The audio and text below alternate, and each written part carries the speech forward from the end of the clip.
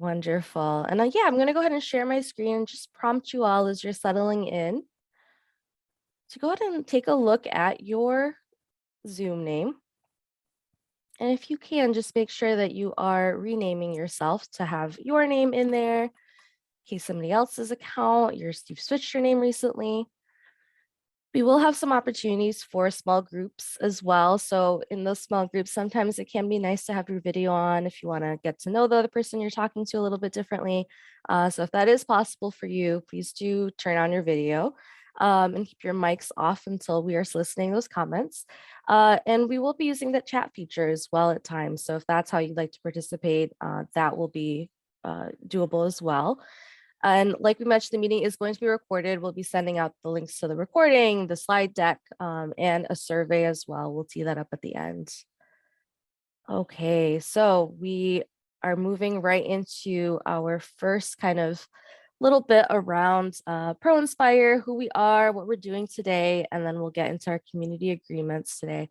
So just a little bit about ProInspire. We envision an equitable and just society free of systemic oppression, where all people are thriving, right? And our work is really geared toward activating leaders at all levels to accelerate equity at different levels. And today we'll be focusing a little bit on individual, organizational, systems levels, as well as looking at people, right? And our bold goal, social sector leaders at all levels will have the competencies, confidence, and connections to accelerate equity. So a couple of things that we're going to be focusing on today is one, the shift from charity to justice, right? And really thinking about inequities across society. We're also going to be reviewing practices to advance race equity, practices to advance inclusion based on our research, based on our leadership model. And you'll get a chance to learn from other participants around what things are going well, right? Around successes, as well as around challenges with advancing race equity at these different levels. So we're really looking forward to learning from you all, gathering that input, kind of thinking about how we can utilize powers of networks, right, to learn from one another. Okay, so we're going to go ahead and talk about our community agreements. And today, one of the things we're doing is creating this container, right, for us to be able to really learn from each other and engage with each other. And so we have a few different community agreements here. We're going to talk about these for a little bit and then give you an opportunity to actually tell us which one you'd like to lean into today, right? So a few of the community agreements to be a learner. So really engage with bravery and curiosity. So if something's coming up and you're having, a reaction toward it, or you're kind of feeling confused about it, to really have some curiosity, but especially some bravery, where it's like, this topic, maybe it's making you uncomfortable, but how can you be welcoming in that discomfort? How can you be curious about it? To take space and make space. So if you're noticing you're speaking a lot, you want to make space. If you notice that you haven't been speaking up at all, to take some more space, right? And so we really want to hear from everyone because that's going to be really beneficial for the type of engagement that we have today. Number three, to listen, and process. So really focusing on the deep listening. I often say in my sessions that it's okay if we have a few moments of silence where people are just processing before they speak. To speak from the I. So sometimes if we say we, right, it's like, who is that referencing? Are you talking about your organization? Are you talking about people from your region of the world? Talking about people from a specific background or specific identity that you hold? So really lean into that I, right? That I've noticed, I've experienced, just really lean into that I. And the last one, acknowledge and attend to impact. So intent, we know that everybody has the best intentions as they're coming into a space, but we want to make sure that whatever the impact is of a statement or behavior, we're really thinking about that, we're acknowledging that, and we're focusing on how we're attending to that as well.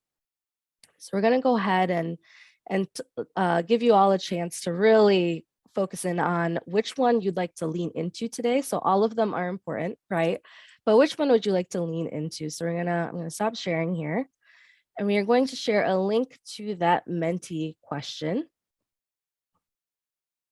Thanks, Rachel. And if you have not used Mentee before, you're going to go ahead and just click on that link. There is a poll in the Mentee, and you're just going to review those community agreements and think about it for a little bit. Which one would you like to lean into? Rachel's actually the other link that we're going to be viewing for this question. So I have about 14 responses so far. Go ahead and get your vote in. Wonderful. Okay, so it looks like we've got, be alert, engage with bravery and curiosity, a number of kind of energy around that, which is great. We know that curiosity and that bravery can really show up a certain way in a space. And then also listen, listen, listen, and process, as well as acknowledge and attend to impact. That's where some of the energy is today. That's wonderful. Okay, so thank you for that. Yeah, we will be kind of some of the things that I'm hoping then we will be seeing are questions in the chat, right? Opportunities for y'all to journal and kind of take some notes, but then also giving y'all some time to just process as well, right? As we're talking. So that's wonderful. Yeah, Monica, Rachel, anything else to add here?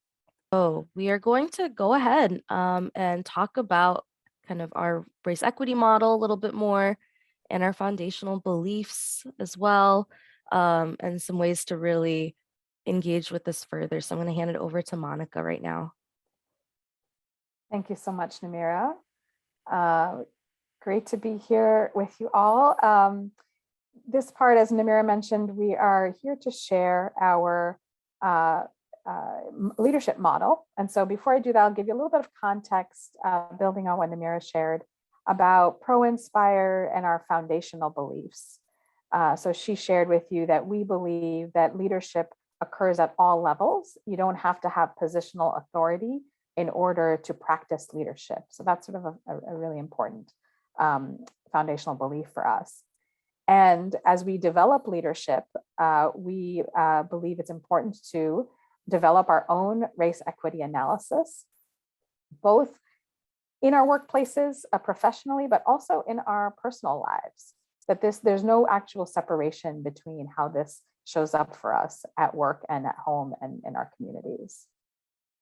We want to center race equity in our work through a process of active learning and unlearning, intentional action, and processes for accountability. And so this is in our foundational beliefs in terms of how we act and our processes within our workplace. But you'll see these three things also show up in our leadership model because we do believe it's that important. It's important to us to prioritize authenticity, trust, and solidarity as we aim to interrupt oppression and advance race equity. And we are working to identify how to redefine, reimagine, and change institutions. So, one of the questions that we sometimes get, and I actually just received it even yesterday in a session I was doing, was why are we centering race? There are so many dimensions of identity. And we agree, and we are approaching our work with the desire to incorporate various identities and dimensions of identity. And we want to make sure we're leading with race. The reasons for that are many. If we look at the research across sector and industry, we see that the outcomes, the social outcomes, are different across race, and they tend to be worse for populations of color as compared to white counterparts. So that's true in health and healthcare. That's the work I started doing in my career. It's true in education, in housing, in life expectancy, in economics. And so that's really why we want to focus there. We want to lead with that. We also see that racism is systemic, and it manifests in very concrete ways within organizations. So our work is in the social sector, and 90% of nonprofits are led by white leaders, kind of at the top. And we know that nonprofits also, their work is in communities, often in communities of color. So there is a disparity there that is, perpetuating inequities. And, as we lead with race, we also think that in doing so, we are also honoring and affirming the well-being and full humanity of all of us. So we want to talk also about disability and LGBTQ populations and age and gender and all of those things. But we want to lead with race because we think in doing so, we're actually going to be able to help all of us, sort of demonstrate our full wholeness. So now we'll move on to the leadership practices. What are leadership practices? First, we'll kind of share that. These are the mindsets, the skills, the behaviors that individuals adopt to lead in organizations. And as we're putting together our model, we also want this to sort of develop the rule book that determines the way people act around here. Often these practices and the culture of organizations are unspoken. And so in elevating these practices that I'll share with you in just a moment, we want to really bring intentionality to that. So here it is. We are getting ready to publish our ProInspire leadership model for race, equity, impact. And so you're getting a little bit of a sneak peek at this. We're excited to share this with you, at least at a high level, and hope that you will look for our publication coming out soon. We've been working on this research for about, I think, 5 years or so, as we worked with organizations across the social sector in gathering insights and feedback and adding perspectives and really working on, what are those practices that really support us to advance racial equity. And so here's the model that we have 4 different windows of leadership: leading self, leading people and teams, leading organizations, and leading systems. And within each of these windows, we have a core commitment, and that's what you'll see underneath sort of in this box here. So for leading self, it's about developing a sense of identity. And we're going to go deeper into each of these core commitments throughout the session today. In leading people, it's about centering relationships. That's the core commitment. When we're leading organizations, we are asking to commit to aligning values of racial equity along with our organizational values. And in leading systems, we are committing to a collective reimagining of how the world and our systems could look. And so as we develop the practices that go within each of these windows of leadership, we also revisit something I shared earlier. So on the left-hand side of the screen, the areas of advancing race equity, the 3 A's, we know that we need to engage in active learning and unlearning. We set intentional actions, and we set processes for accountability. And this is actually a cycle, right? So this is work that is never actually complete. As we learn more, we're going to be, have greater awareness. And so we're going to have to keep going through the cycle again and again. And once we can sort of accept that, it's actually, many find it very liberating. Like, I know I'm never going to be done. So let me just stay on this path and make steps towards, to progress wherever I am. So that's the core model. Like I said, we're going to go into detail and into each of these windows of leadership. And before we do that, I'm going to just sort of share a little bit about what these 3 A's, how it might look if you're thinking about it from an individual's perspective and an organization's perspective. So you may, you're obviously showing up maybe for yourself, but you also may have roles in organizations where you have the ability to make an impact. So for an individual, active learning and unlearning might look like, are we willing to look at ourselves as a change agent? So we know there's work out there in the world that we want to do, but is there something within me that also needs to shift? Okay? And in doing so, actually becoming a change agent. The intentional action might look like, how do I operationalize the shift? How do I change how I do things, how I interact with others? How do I look at, the books I'm reading or the sources of information or news that I have? How am I really kind of making concrete shifts in my day-to-day life? And accountability, how am I holding myself accountable, taking responsibility for my actions, the impact of those actions, and make changes that are more in alignment with my personal values. So for an organization, this might look like, being willing to unpack and shift culture, What is it about how we're doing things, the habits of our organization that need to shift? So learning about that, but also unlearning, unlearning our natural ways of doing things. Intentional action. What this means is, really operationalizing our intentions at an organizational level. What are the policies? What are the processes that we might need to shift in order to, again, align with our intention for advancing race equity in our orgs? And accountability. And this is a big one. Well, we'll talk about this one more in the session. How do we follow through and make sure that we're looking at the impacts of those changes in policy and process? And we're looking at different populations to see if the impact is disparate or if it's impacting people in similar ways.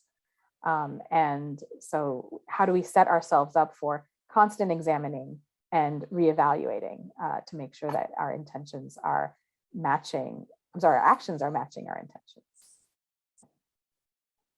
So that's the model at the high level. And now we're going to go through each window and have an opportunity to reflect on that. And for that, I will hand it over to Namira. Thanks, Monica. Okay, so we're going to dive right in. And, one of the things I wanted to really center us in and ground us in as we get started is this idea of shifting from charity to justice, right? And so for leading self, one of the reasons that we have this self to systems approach is because when you are showing up a specific way, when you have a sense of your own identity a certain way, it is impacting the interpersonal relationships, it's impacting the organization, it's impacting the systems, right? So as we're talking about this broad question of charity to justice, what are the frameworks that we're each holding? And what are the ways that we are addressing internalized oppression sometimes, right? So if we are working in these sectors, and like I mentioned, right, I've worked in kind of the international human rights law space, this comes up a lot, this idea of charity to justice. And even for people of color, right, we can have internalized certain messages. And so the need for this kind of core practice here within this window is a sense of identity. And so when we're leading ourselves, when we're thinking about the work that we're doing for ourselves, we're addressing that internalized racism and oppression. We're compassionately working toward cultivating an inner well-being through that sense of identity. So really thinking about the ways that we are giving ourselves grace, but also thinking about accountability for ourselves and addressing the socialization that we've all dealt with, right? So some of the practices here, some of the ways that this really shows up, it includes fostering an understanding and an acceptance of one's own unique identity through healing and well-being, right? So being in the system of racism, of thinking about all the different systems of oppression that we are growing up in, that we're hearing all the different media narratives around these different identities that we may hold, the requirement for healing, right? Really thinking about the ways that this has impacted not only ourselves, but our ancestors and the generations before us, right? We're really thinking about how are we focusing on healing? How are we thinking about our own well-being? And with that, how are we connecting to our full humanity and working to suspend judgment about the identities of others, right? And the last kind of bullet point on the slide, addressing internalized beliefs, particularly internalized racism, by prioritizing authentic self-love. So this practice is really central to grounding ourselves in the work, right? And especially in spaces where systems are operating and we're trying to challenge these systems, this often is the one that gets dropped, right? Focusing on the inner well-being, it's like we have this hustle mentality, a grind culture, the nonprofit of if you're passionate enough, you're going to keep sacrificing, you're going to keep going with it. And this is sometimes left kind of to the side, right? You push it away. So we want to focus and start here, and especially kind of have this conversation with you all as well as to if you're thinking about this practice, if you're thinking about this window of leadership, and you're thinking about your own kind of sense of identity and your own practices for cultivating inner well-being, what are some of the things that you're already doing? What are some of the strategies you're already using to really focus on this leadership practice for yourself? And then what are some of the challenges, right? What are some of the ways that this kind of is not being done? What are some of the things that get in the way of doing this? So we're going to start there and really start the conversation there. And we are going to be using a Mentee. But before we do that, I'm just going to read this quote as an example. So this is from an article called White Women Doing White Supremacy and Nonprofit Culture. And it's really talking about this leading self work, right? So she writes, as power holders in nonprofits, white women's behavior forms the backdrop of the nonprofit organizational cultures. These traits go a long way towards explaining why we see recurring patterns of white supremacy that show up in nonprofits, from the abysmal retention of staff of color to strategies that decenter directly impacted people. Naming how our ways of showing have roots in the oppressive and violent structures of this place and time break open what is possible. When we know better, we can do better. So really thinking about this sense of self, sense of identity, right? So we're going to go ahead and focus on that a little bit more right now for this practice of cultivating inner well-being. What is one strategy that is working for you to care for yourself in this work? We're going to also ask you to think about this. Mentee is going to have 2 question prompts. What gets in the way of caring for yourself and what prevents you from cultivating inner well-being? So one thing that we want you to focus on is using 1 to 3 words, because this will be generating a word cloud. And so just go ahead and click on that link in the chat and use 1 to 3 words or so to kind of add this to the Mentee. What's one strategy that's working for you to cultivate inner well-being? What is one thing that gets in the way? What prevents you from being able to do that?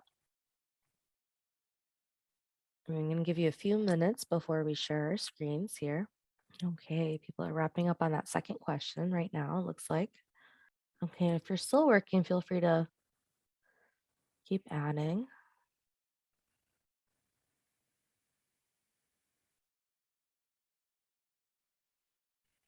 Okay, so some things that are on the screen for strategies that are working, right?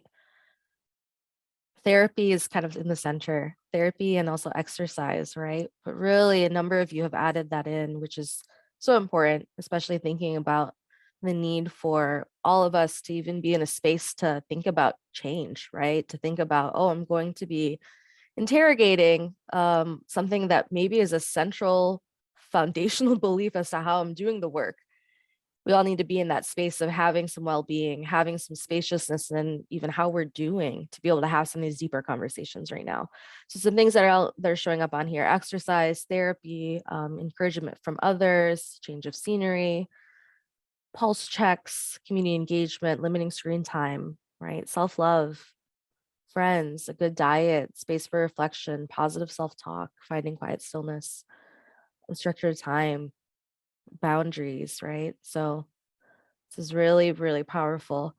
I'm going to take us to that next screen before we kind of talk a little bit more about both these strategies. I want you to hold these before we look at that next screen. Because these are some of the things that get in the way, right? So we're noticing workload, work-life balance, self-doubt and uncertainty and negative self-talk, the inner monologue, burnout, imposter syndrome, kind of needing to turn your brain off, right? The physical stress of it. And we're also noticing some things around minimal support staff, expectations, imposter syndrome, right? Thinking about others, overcommitting, all of these different things. So especially looking at this screen, right? What prevents you from cultivating inner well-being? Does anybody want to share? Come off of mute. Does anybody want to share and just really think about some strategies that you added that are working for you? Maybe some things that could address what's on this screen as well. Or any reflections that you're seeing on this screen, just some things that you're thinking about. What's coming to mind for you? And you can add this in the chat as well. You don't have to come off of mute.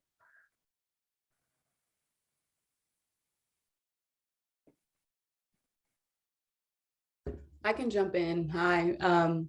It's just making me think about, this slide is making me think about like how heavy it really is to show up and to kind of like, for me at least, put my whole self to the side, what I think is too much for the sake of work. And like that really does have really significant implications. Thanks, Taylor. Absolutely. The heaviness of it, sometimes there's not even a moment to just take some time for reflection, right? This is a lot. This is a lot that people are going through. Saying Cheryl mentioned toxic urgency culture, right? This is something where it's like time is running out. This is a sense of urgency. The quote, had mentioned white supremacy culture and white, these white dominant norms sometimes. It's like everything is urgent. Everything is due yesterday, right? Everything needs to get done. And sometimes it's like there's that life or death consequences, but sometimes there's not. And there's just this sense of the deadlines, right? That was on here. Kristen mentions I've started journaling a lot more when things are swirling in my head. Absolutely. What else? What else is coming up for people, especially as you're looking at this slide? And some strategies, maybe around imposter syndrome, about some of the other things that are on here. Namira, something that's jumping out to me, if you don't mind, Yeah, is go for it. I think about thinking about others. So right now in this space, when you're thinking about, I'm Haitian American, I have family in Haiti currently. And so after the earthquake, you're just always thinking about other people who have situations a little bit, even more desperate than what you might be feeling. And so I always kind of just abandon right now, is what feels like that. So when I saw thinking about others, I thought that was very interesting and really resonated with that piece. Thanks, Rachel. Yeah, I think this is also part of when we were thinking about charity to justice, right? There's a lot there. It's like if you're seeing injustice happen around you, right, that need to kind of step in to do something about it, that's very strong, right? Because you're coming in with that space. Even with charity, just thinking about others, that comes in as well. But especially when that shift happens, it's like we're thinking about, well, this person is in a worse situation than me, and I'm kind of stepping in a place of charity versus this notion of justice. Like, what is right? What is wrong? What do I have the space to really change, right? That's something that really can prevent you from spending some time on that well-being. Seeing in the chat as well, when dealing with imposter syndrome, I try to have transparent and vulnerable conversations with my supervisor. It helps to name how I'm feeling. It's a powerful strategy, especially the naming how I'm feeling and then talking to someone else about it. And then another comment here, in the nonprofit sector, there's sometimes the sense that if people aren't working at 110%, the entire viability of the organization is threatened. And if that is the case, then internal priorities and resource allocation should be considered. If it's the perception, then leadership needs to step in and encourage everyone to take a breath and right size the situation. Thank you both for that. And I think that leads us really well into this next piece around the leading people column, because both of these things are then getting us into this space of thinking about what is it as we're looking at leading people, as we're looking with working with others. This piece around for ourselves, the internal work that has to happen, is critical. And then as we're moving through this leadership model, right, we're now looking at this leading people practice. So the second window. And at the core of this practice is centering relationships. And so if we're thinking about how are we shifting into these new mindsets, into these new ways of being with one another, how is that happening on the interpersonal level, right? So for centering relationships when leading people, we're addressing those interpersonal interactions that sometimes reinforce racial hierarchy and exclusion and bias, right? And we're shifting these norms. So again, thinking about the sense of urgency, these cultures that exist. Monica had also put in the chat the sense of martyrdom that exists, right? And we're choosing to disrupt that by centering relationships. So really thinking about centering people and centering our relationship with one another. And so this window, we're thinking about increasing awareness and addressing implicit and explicit bias. We're practicing conscious communication. So really being mindful about how we're communicating, which includes giving and receiving feedback, right? So sometimes these cultures exist and there's not even time to give the feedback to say like, hey, you're contributing to this culture, the sense of urgency, right? Let's really think about how you can both give the feedback and receive it. We're building trust.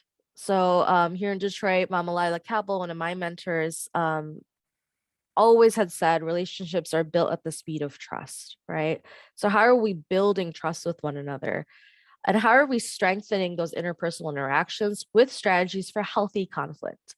So sometimes we think about conflict, there might be these cultures of niceness, right? We're all in it for the right reason together. We're all here to do the right thing, right?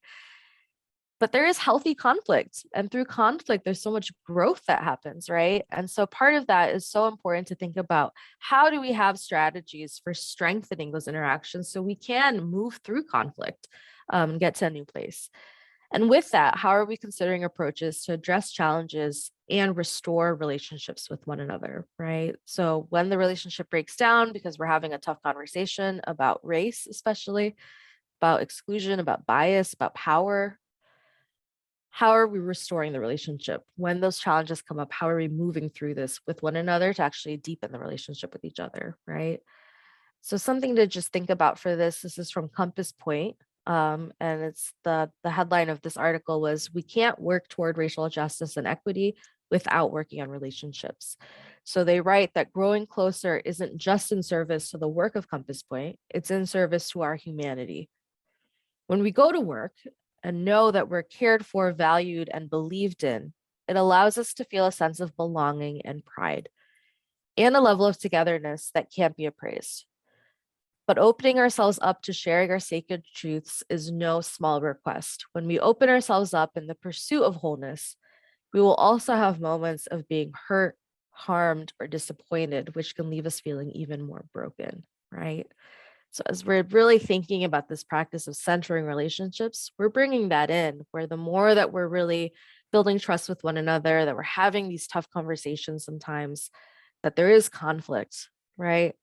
Something can feel more broken. And so how are we moving through that with one another? And this window is really thinking about strategies around that. So we're going to do another mentee for this practice of centering relationships. What is one strategy that is working for you? If you're really thinking about centering a relationship over a task, and maybe you've been doing this without the label of centering relationships, right? But as you're thinking about building with other individuals, that interpersonal interactions, what is one strategy that's working for you? And again, what gets in the way? What prevents you from centering relationships more often? So we're going to drop that link in the chat. Thanks, Rachel. And get our reflections on this question. Okay, so add in those last comments on that second question. I'm going to go ahead and start sharing for that first one. So some strategies that are working for people, right? You have rest, video calls, team bonding, non-work connections, seeing the person versus a problem, right? Valuing strengths, naming power dynamics, practicing empathy, asking questions, listening, communication, not letting conflict fester, slowing down, authenticity, naming the tensions. Wonderful. So some strategies that are really helping deepen these relationships, right? And what gets in the way? Toxic is showing up a couple of times here. Toxic urgency, toxic work culture, capitalism, absolutely, bureaucracy, a reluctancy to bother people, work politics, ego, false urgency, no openness to vulnerability, absolutely. A focus on task and work deadlines, not feeling safe, time limitations, absolutely. So we're starting to see, if you've noticed the theme that's showing up, right, around some of the things that get in the way of these practices. We're looking at organizational policies and systems, right? And we're going to be moving to that next, but just keeping those things in mind. Some of these things are what we're changing internally, some choices that we're like, you know, if I'm the one who's bringing in that false urgency, what can I do to push back? If I'm noticing it from somebody else, right? How can I influence them to try to shift this as well, right? I'm thinking about some of these things, the openness to vulnerability. So some things, again, thinking back to that chart that Monica was talking through, the individual areas of the 3 A's, like how can I shift this? And then some of the things are the organizational levels, right? And so for centering relationships, and we're going to give you all a chance to dive into some more of these questions around what you're doing, what's working, what's not working. But I want to move us through the rest of the model so that way we're able to get into those breakouts. So Monica, if you want to take it for the next practice, and if there's anything else you'd like to add to before we move into the next one. Can you hear me? Okay, perfect. Great. No, I mean, thank you so much. I think some of the themes around, we heard sort of toxic work culture or toxic urgency culture, I think was how it was worded in another one, really shows the interdependence between, how we are as individuals and the organizations and the systems we're in, right? They're not just, even though we're just in the model, they're sort of seen as windows. We know that there is such an interdependence and interaction between these different windows. So with that, I'll sort of say, we know that the work of leading organizations to advance racial equity is both based on a good foundation of the individuals in the org and the teams, right? So there's that impact. And the reverse is true, that organizations can then also really prompt change across teams and across individuals. So we really do see this as, both of these entities can play and can impact the other. So the next part, I'll be sharing kind of some of the core commitments and the practices that are part of leading organizations and leading systems. So for leading organizations, the core commitment is to align values. This is incredibly important. Nonprofits are doing social impact work, interacting with communities. Their mission and vision is to improve certain situations for communities. And when we see that is not mirrored in sort of the values, the core values, and the core culture within orgs, we see that that misalignment can cause things to really break down. So what we say is, the core values of an organization needs to align with, and certainly not contradict, the intent to advance racial equity. And a lot of organizations haven't maybe done that level of examination. And so we're asking to engage in that process. This is certainly more art than science. There's not sort of the one way to do this, but every org just sort of needs to look at, what is their origin story, right? Is their origin story coming from a place of charity, for example, or is it coming from a place of empowerment, equity, justice, where the impacted communities have responsibility and decision-making power? The other thing I want to call out here around commitment, and it came up in one of the mentees around capitalism being a barrier to centering relationships. Here we're talking also about aligning values to prioritize people over production. We see this a lot. We're trying to make an impact. And so that's the fuel for that sense of urgency. And we know in doing that, we're really compromising people, both within our organization, and it's probably also happening in the communities that we're working with. So really examining that and doing that for us internally then allows that to sort of spill over into the community as well. Okay. Some of the practices that are included in this window of the model are about the organizational culture. So really examining the culture and making sure that it is inclusive and that people have a sense of belonging. And that is true across sort of every sort of demographic, really talking to people, looking at the data in a disaggregated way. And making sure that, BIPOC folks have, feel a sense of belonging just as others feel a sense of belonging. LGBTQ populations, different age levels, whether you're in a position of power or not, right? That you're looking at the data in many different ways so that you can ensure that the culture truly is inclusive and promotes a sense of belonging. Another practice is around decision making, and whether that's shared or whether that's sort of isolated among a few that have positional authority. So that's true sort of inside the organization, as well as what is the relationship between the community and the organization. Again, coming back to the same theme that we're talking about around, is it coming from a place of sort of charity, helping, we're going to offer something and, if we build it, they will come sort of a mentality, or is it, are things being co-created, with the community? Is the community helping to decide programs that are necessary, where resources are allocated, or do they have a seat at the table in terms of, designing programs? A third practice that is involved in this window is about, I love this one actually, this is a non-linear process, and that really goes against the grain of even the notion of an organization sometimes. An organization, you got your annual planning, strategic planning, your annual goal setting, and then you go through the year, and at the end you want to be better than you were at the start, right? And that is a very linear mindset. And we understand sort of the need for that, right? So I'll just acknowledge that.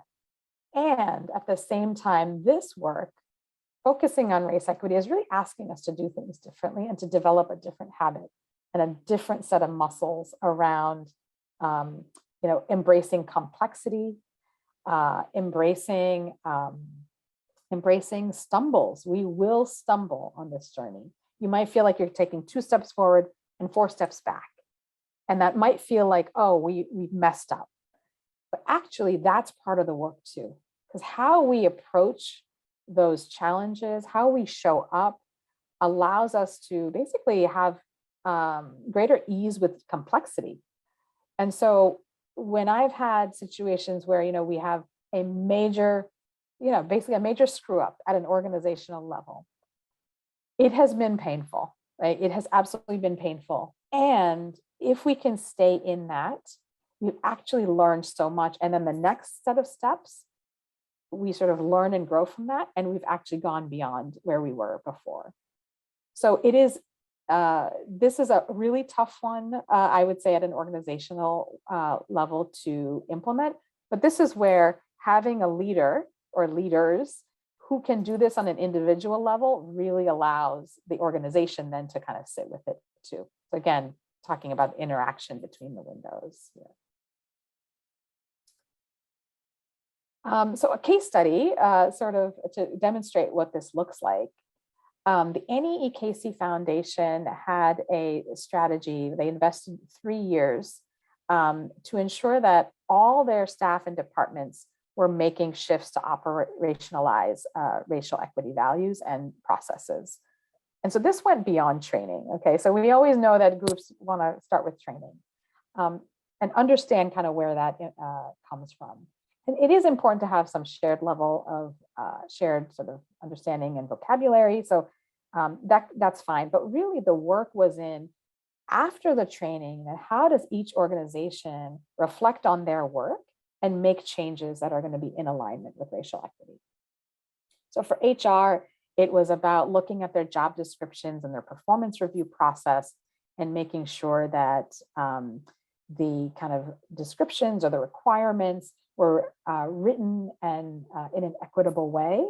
And then it was really offering people to sort of show what they could do, and it wasn't preferencing certain personality types or, you probably heard, where names that sound, that sort of sound like they might belong to a Black person are actually deprioritized and devalued, when people are looking at resumes, for example. So really looking through that and making sure that they're not doing that. That's what it looked like for HR. I'm not going to go through all these, but for procurement, it was about looking at their vendors and seeing, are they reaching out to BIPOC vendors? Do they have sort of an equitable chance of getting selected to be a vendor for the organization? Grants management, I will cover this one as well. Looking at ways to strengthen relationships with the community in ways that are, again, that feel like they're sharing power, they're leaning into that shared decision making, and helping communities to even sort of define what the needs are, right? And then that sort of the interpretation of need is not being imposed by the organization. So this is sort of a case study of how this worked out in EKC Foundation. We are going to have a chance to reflect on this, but we are going to cover systems so that you can sort of have a chance to reflect on both of these together. Organizations and systems, again, so much interdependence there. So we thought it would be helpful to kind of combine these two. So a little bit more for me before we give you a chance to reflect. So for leading systems, the core commitment we're asking people to make is to reimagine the sector. It's asking us to really look across system and sector. It's asking us to really look into the data,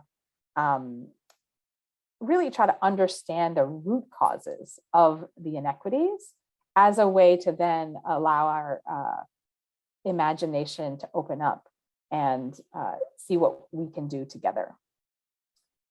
The other part of it is collective, and I want to hone in on this. In white supremacy culture, we sort of have the sort of dominant norm there is that I can do it by myself. I can do it all. We have this sense of our own agency as being quite great. And this happens at an organizational level too. That organizations, we have these great organizations, powerful missions and visions, and we think we need to do it ourselves. But here what we're asking people to do is say, this actually does need to be defined and worked on collectively. Because we know when we talked about Y-center race, we know this is happening across sector, cross system, different industries. It doesn't matter, right? This is such a pervasive issue. We cannot do it alone. And so what we're asking individuals to do is collaborate with other individuals, and we're asking organizations to come together and reimagine collaboratively. So it's a lot to ask, right, in doing this. Some of the practices that are involved in this are to, again, look at the root cause behind systemic outcomes so that our program is not just sort of meeting a surface need, but is really trying to get to a point where the need doesn't exist anymore. You're trying to prevent or address the root cause of it. I used to think a lot about this in my public health work, right? If you could address a problem, that addressed, create a program that addressed a certain disease state. We were looking at diabetics, for example. Could you get further upstream to prevent the issue in the first place, right? And kind of thinking through what that was. Constantly asking the question. And this, by the way, is never done either, right? So you're never going to get to the one root cause. We want to periodically keep asking that question so we can keep peeling back the layers to get to the root cause. Another practice here, mirrors a little bit of what we saw in the organizations, which is about where is power, access to resources, and making sure we are sharing that, and even elevating the voices of those that are directly impacted by an issue, so that they are, both heard and at the table when we're talking about, what is that reimagining. Another practice that's here is about evaluating and communicating transparently.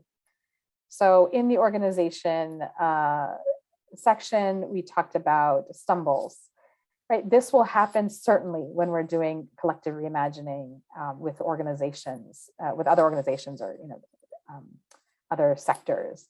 And so there's just more opportunity for those stumbles, right? This doesn't mean that we're doing anything wrong. It's just part of the work. And here, we focus on communicating transparently. when we don't share that we've messed up, right? We made a mistake, there were unintended consequences. What happens is we lose trust.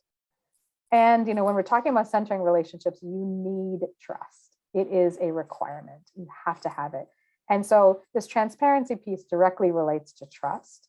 And hopefully it can challenge another white supremacy cultural norm around perfectionism, right? Imagining that we have to do things perfectly all the time is not realistic and is actually inhibiting our ability to make an impact.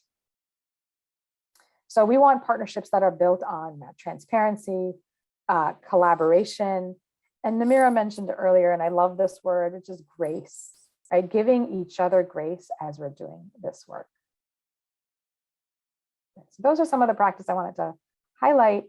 A case study here is of an organization, Demos. It's a policy think tank.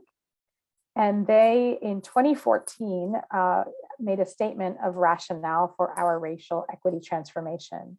So they did that work of aligning values, right? And they looked at how their values then integrated with their mission and vision and all of their work. And so they had a few tenets that I'd love to share here. The first is we suffer together. A deeper understanding of racism doesn't just equip Demos to focus on communities of color. It helps Demos better understand what we've already identified as America's two central problems: inequality in our democracy and in our economy.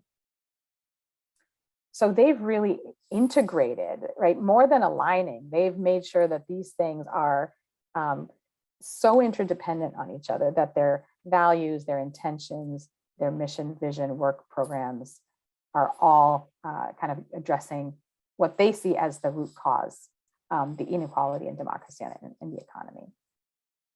And so that informs everything that they do. Another tenet that they have, progressive class politics falls apart on race. So this was based on their research that they sort of looked at.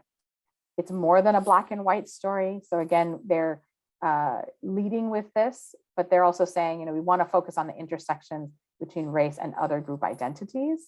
So really taking that intersectional approach to the work. And so that's how they're impacting. Again, they do this within their org, but it's also impacting how they work with others and their work outside the organization. So we've shared a lot here, and I'm seeing there's a, let's see. So I'm going to stop sharing. Oh, sorry about that. We are going to go into breakouts to have a chance to reflect on both the organizational window and the systems window. And here's the question that I'd like us to focus on. Oh, and I stopped sharing before I shared the questions with you. Sorry about that. There we go. So the questions we're going to ask you to lean into are, what's working and what's not working around creating processes for accountability within your organization. Okay, the processes for accountability is a really challenging part and is a critical component to this. We see a lot of organizations doing the learning unlearning. They're doing the trainings, right? They're even doing the operationalizing at the intentional action, but some of it can really fall apart if that process for accountability is not there. So we'd love to get some ideas about what's working and not working around that. And then systems, when it comes to shifting from charity to justice, what is working and what's not working from your perspectives. Okay. So we're going to put a Padlet link into the chat. And if you haven't used Padlet before, oh, sorry, thank you, Namira, for doing that. It's a bit like you add sort of comments. So the questions are at the top. There's 2 questions for the orgs, right? So what's working, what's not working, and then 2 questions for the systems. And so you click the plus button and you can add your comments. Okay.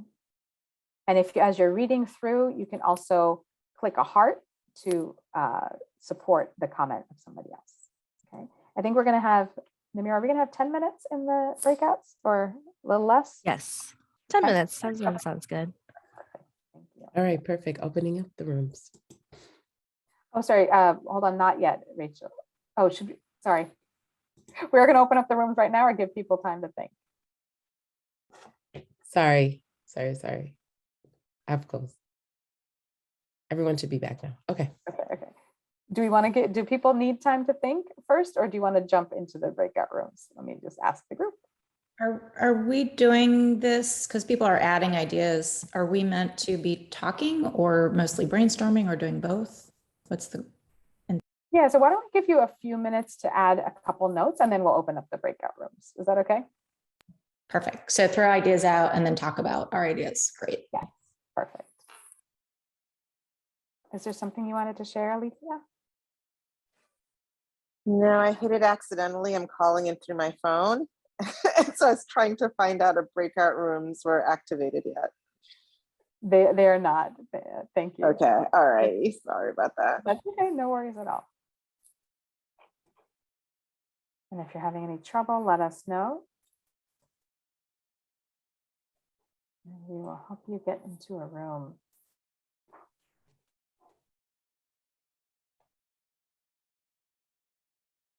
Okay.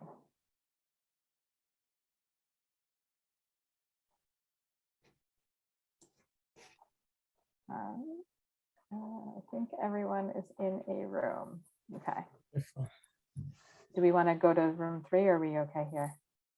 Okay. We're okay here. Yeah, I just was trying to sort you guys out.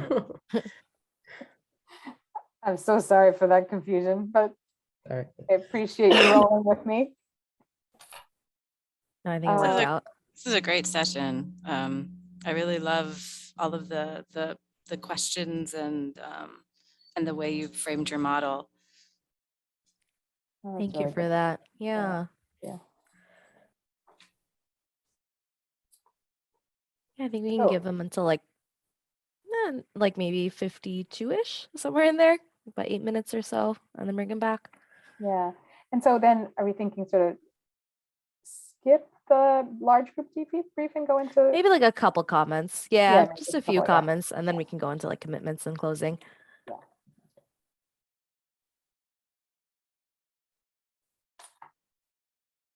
I'm going to try to get some coffee in less than 5 minutes. Sounds good. You can bring them back at like 52 after, I think, so I can let people know. Just send a message. Do you want to send the message or do you want me Yeah, to? I can send it.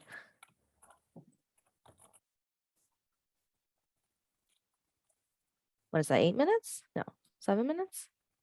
Well, let's do 7. 51 and then it'll be the 60 seconds. Like, Sounds right? good. Is that Okay, that sounds good. So another 6 minutes maybe? Yep.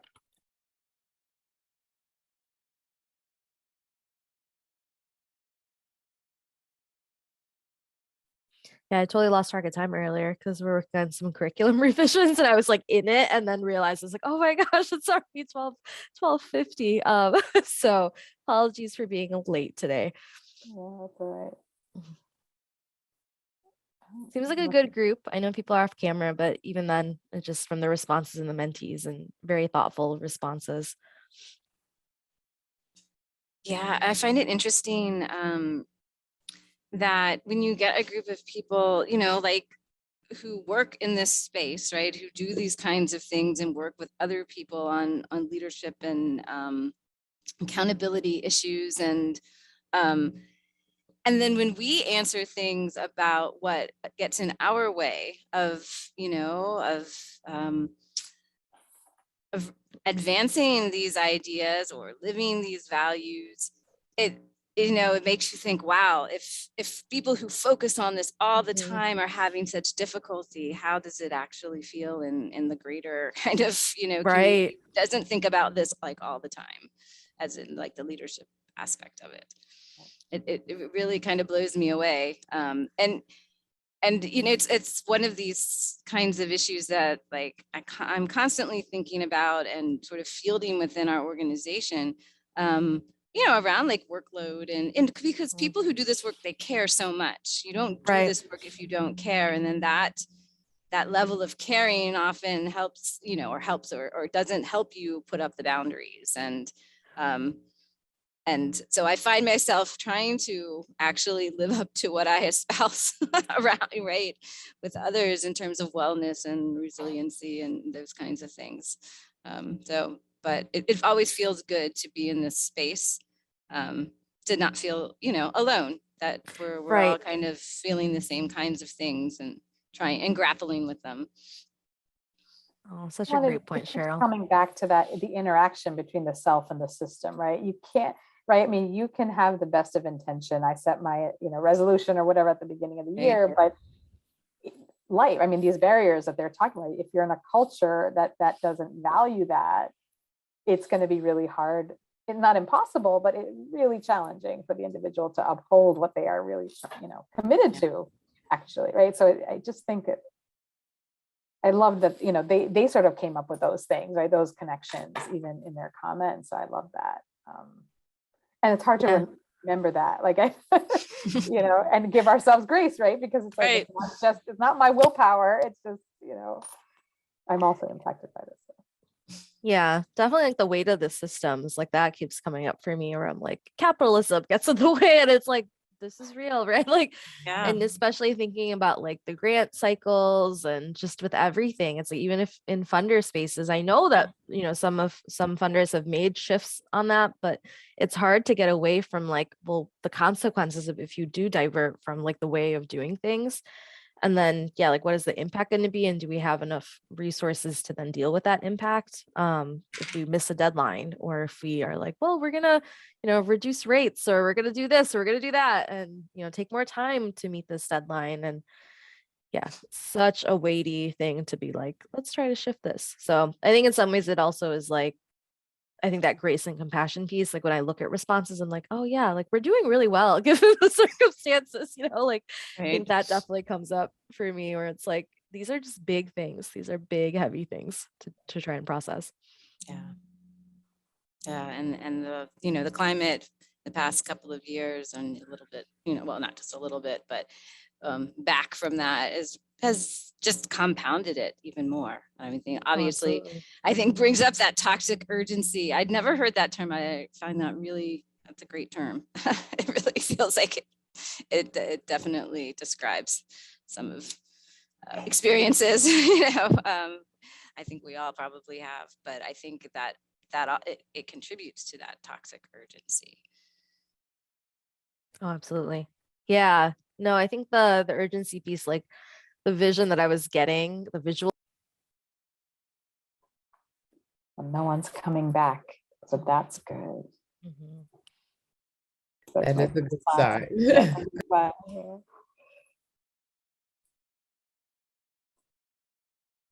So I'm not going to share the screen. They all have it, right? So we'll just let them debrief from their conversation.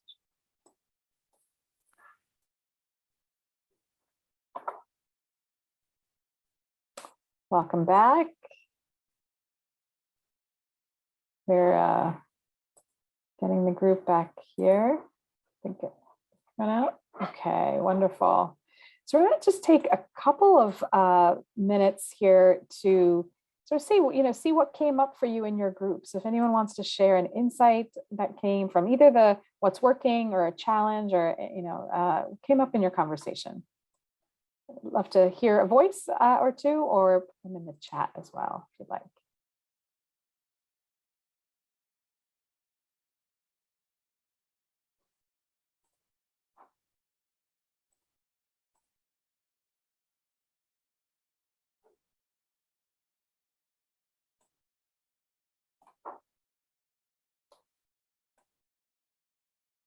Was it helpful to have a chance to talk to others about these, what's working, what's not working?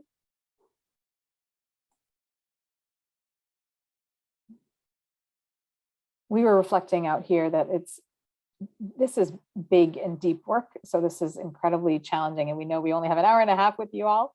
So obviously we're not solving all the world's problems, but maybe giving us a time to reflect together.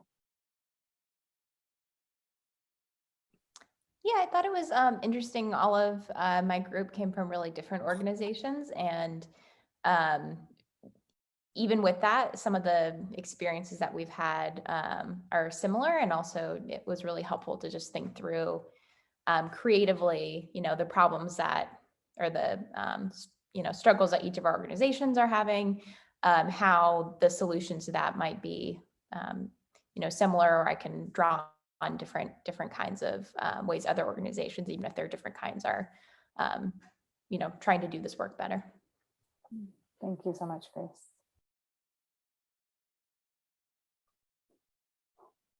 Would anyone else like to share?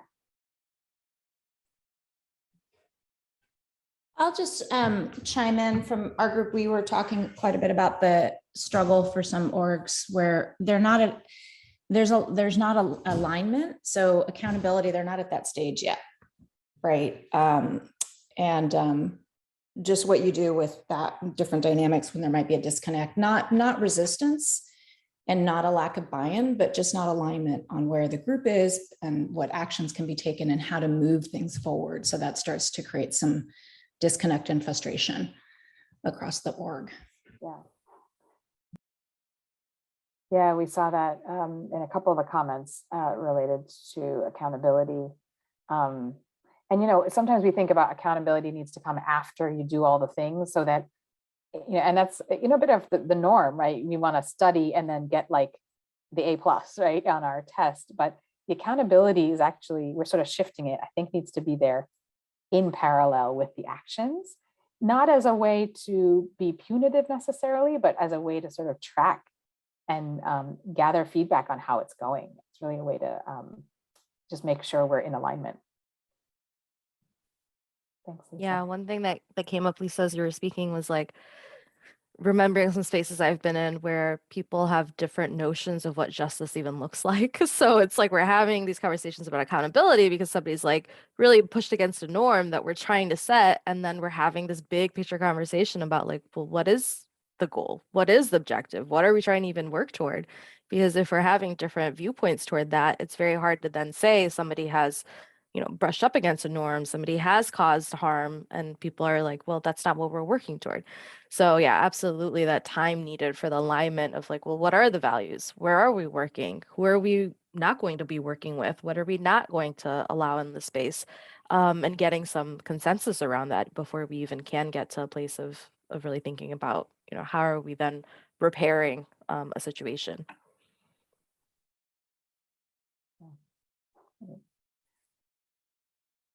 Any other last comments? Okay, if not, I will hand it back to Namira. Thanks, Monica. Yeah, thank you all. And I think this fits with one of the comments, I think, Grace, that you made around like what you've learned from others in the space. So we want you to just take a couple of minutes now, just one of the windows, something that you've heard today, an approach, a strategy, something you'd like to commit to try in the future. So take a moment. We're going to be sending the links to like the mentee responses, as well as you have that link for the Padlet, but something, a strategy that maybe you've seen somebody else share in one of these windows, either leading self, people, orgs, or systems, one thing you'd like to commit to try in the future. You can jot it down for yourself. You can put it in the chat if you'd like to share. Thanks, Cheryl. I'm doing toxic urgency culture.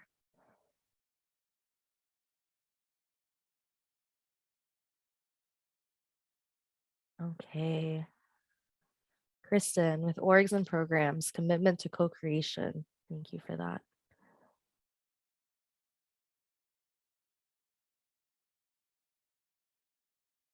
And go ahead and stop sharing. You don't have to share, but if you'd like to, feel free to. Yeah, to close this out, we're going to give you a survey, but right before that, just some thoughts that I had as we're coming near to the end here. It's just especially the strategy to justice reframing, right? And especially the need for, based on your own personal identity, for thinking about these commitments. So if you've noticed that you're not getting that space to cultivate inner well-being, especially if you are, a woman of color in the space, if you're somebody who holds multiple marginalized identities, just the visual that I was getting was, an airplane when they say if like the airbags, the masks drop down from the ceiling. secure your own mask before putting on somebody else's, right? So especially if you are in a space where you hold these marginalized identities, just what are you doing to secure that mask, right? Making sure you have the air that you need to get into these spaces and do this work. Yes, creating spaces transparently with our fellowship programs. So thank you for these commitments. I'm going to pass it over to Rachel to provide that survey link and close this out. Appreciate everyone in the space. There's always also some great feedback that was back channeled to me around our breakout groups and our 4 windows. So that's interesting. There's a link there that I'm dropping in. We really appreciate you. We will be publishing again our full framework very shortly. So be on the lookout for that, and follow on our website, follow to get our newsletter. We're on social media, Facebook, LinkedIn, Twitter for the announcements. We'll be doing a special commit to shift where we have members of our team that will be taking us through these practices and personally from their own experience and ways that we at ProInspire are committing to these, to our core commitments and to our practices. So thank you so much for joining us. Please take our survey super brief and share your feedback. Cheryl, it's been great to be in the room with you. Thanks, Thank everyone. you. Thank you so much, Namira, Monica, and Rachel for this. This has been a great session. And thanks everyone for joining us. Take care, everyone. Have a great day. Thank you. Take care, everyone. Peace.